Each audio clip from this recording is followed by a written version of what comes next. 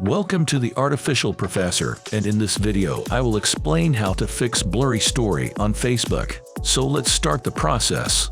Open your Facebook app. After it open, simply tap on the three lines which are at the right top.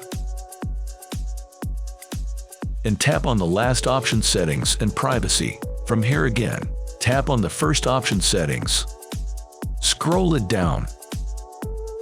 And here is the option, Media. Tap on this one, and as you see the data saver is on, and it will reduce the video quality. Simply tap on this Optimized. So now your video quality will be optimized.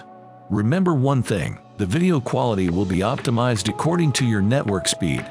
So if you're using a strong network, then the optimize feature will work, but if you are using a slow network, then the optimize feature will reduce the video quality according to your mobile phone speed. So, if you want to use this feature and want to upload the story with high quality, then use a strong network. If this video was helpful, please like, subscribe, and see you in the next video of Artificial Professor.